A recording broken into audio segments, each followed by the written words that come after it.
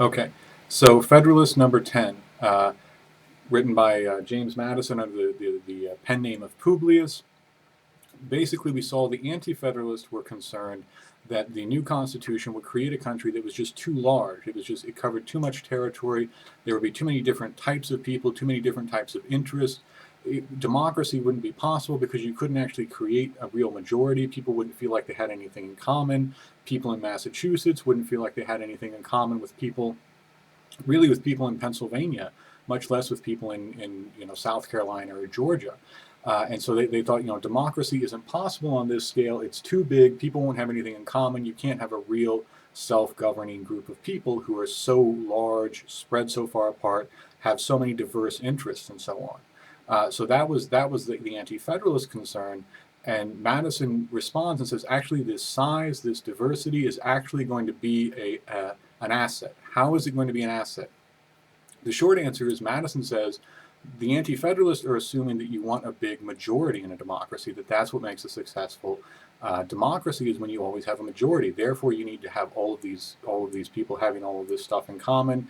You need to have all of this common ground among people because you need to have majorities. That's the assumption of the Anti-Federalists.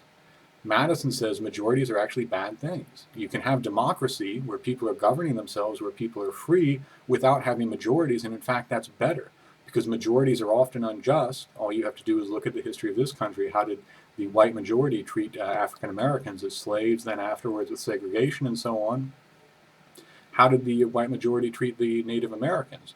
So just because someone is part of a majority, just because more people than 50% plus one, or even if it's 70%, just because the majority of people believe something doesn't make them right. It doesn't make them justified, and it doesn't make them wise. Majorities often do foolish things, and so Madison is saying majorities actually are somewhat dangerous, somewhat not to be trusted. So he says the fact that this new republic, that this new constitution covering all this area will make majorities less likely, less common, is actually a good thing. So on the one hand, Madison is responding to the Anti-Federalists who were worried that this wouldn't work, that this new republic wouldn't work because it covers too much land, too many different types of people. On the other hand, he's responding to people who are saying democracy won't work in general because, and remember, there hadn't been many democracies since the ancient world, since ancient Athens and Greece, and these people were worried, and they said, look, if you read ancient history, you see democracies, they always descend into civil war. There are always little factions form, and people fight, and it's destructive. So you can't really have democracy because people just form these factions, and they end up destroying the city, and it's actually very terrible. So Madison is responding to them and saying, okay, we can actually manage factions. It's true, that's part of his argument in Federalist 10, factions are unavoidable in a democracy. You cannot have a democracy without having factions. Madison agrees that that's true. But what he says is you can find a way to create a democracy that has factions and you can manage them. So on the one hand, he's responding to the Anti-Federalists who say democracy isn't going to be possible, people aren't going to have enough in common, it's going to be too difficult when you're trying to cover all of this territory and all of these different interests. On the other hand, he's responding to people who are saying democracy is just a problem because you're going to have factions, and if you have factions in a democracy, because there's no strong central power like there is in a monarchy, in a democracy you're going to have all of these factions, and these factions are going to end up fighting, and you're going to end up with civil war. And Madison says neither of these things are true. This republic is going to work.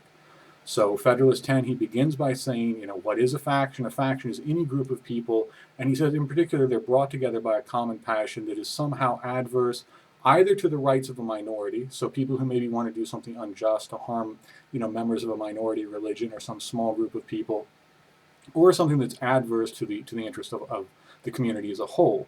And he says this is a faction, a group of people, they all have the same idea, but it's a bad idea. It's either unjust or it's going to harm the community. And he says, could we get rid of factions?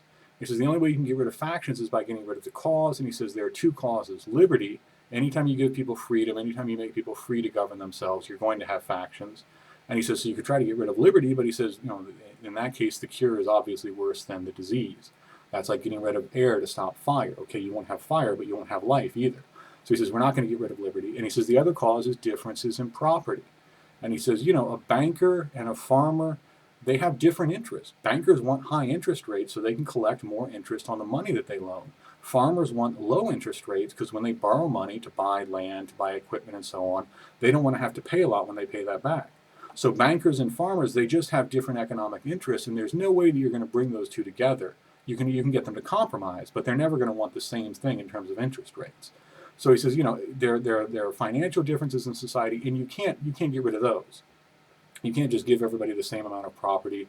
You can't just make everybody a farmer and say, well, now you all have the same interests, so we won't have factions because you're all going to farm, and we won't have banks or ships or merchants or anything like that, or manufacturing or anything like that. So he says there are going to be factions because there's going to be liberty, obviously, and because there's going to be differences in property, and that's really what creates factions.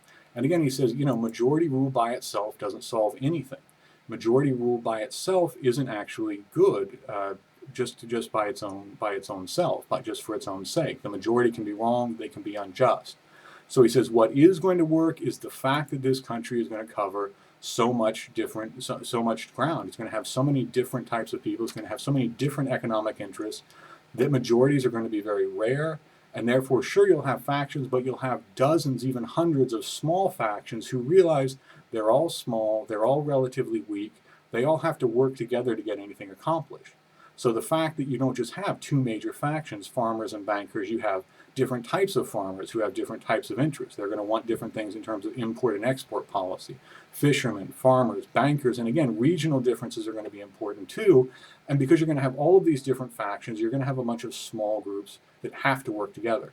You're not going to have majorities, and you're not going to have the same dangerous types of factions that you've traditionally had in democracies, which were divided into two major factions, basically the rich and the poor. So Madison says this new republic with all the area it's going to cover, all the different interests, this is the key. All of these small factions, none of them are powerful enough by themselves to do any real damage, so they realize they have to compromise with other people. And of course, you might recognize this as the basic idea of pluralism, in which we talked about the different theories of democracy. This is kind of the idea of pluralism, a lot of small groups working together to create a basically democratic process. Okay, so again, this is Madison's response, Federalist 10. Factions, a lot of small factions, they will balance each other out. They'll realize they have to work together, and in that way, they will solve the problem of a large commercial republic.